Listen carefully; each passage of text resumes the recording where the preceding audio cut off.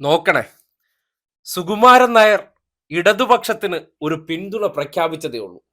ഇത്രയും കാലം അദ്ദേഹം സമദൂരം എന്നുള്ള നിലയ്ക്ക് UDF-നെയും സംഘപരിവാറിനെയും തഴുകി തലോടി നിന്ന കാലഘട്ടത്തിൽ അദ്ദേഹം എത്ര മഹത്തരമായ വ്യക്തിയായിരുന്നു.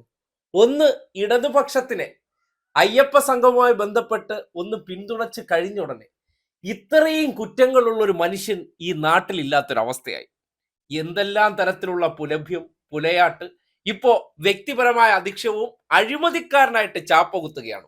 അപ്പോൾ നോട്ട് ദ പോയിന്റ്, UDF-നൊപ്പമോ സംഘപരിവാറിനൊപ്പമോ നിന്നാൽ എന്ത് തെമ്മാടിത്തരം കാണിച്ചാലും അതെല്ലാം നല്ല പ്രവൃത്തിയാണ്. ഞങ്ങൾ അതിനെ സൽപ്രവൃത്തിയായി വാഴിക്കും, അതിനെ വിമർശിക്കുകയില്ല, നിങ്ങൾക്കത് യഥേഷ്ടം ചെയ്യാം.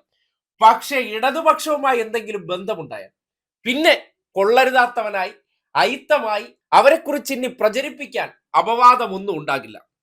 ഇപ്പോ സുകുമാരൻ നായർക്കെതിരെ ഒരു അഴിമതി ആരോപണവുമായിട്ട് സകലമാന വിഷപ്പാമ്പുകളും പുറത്തു ചാടിയിട്ടുണ്ട്.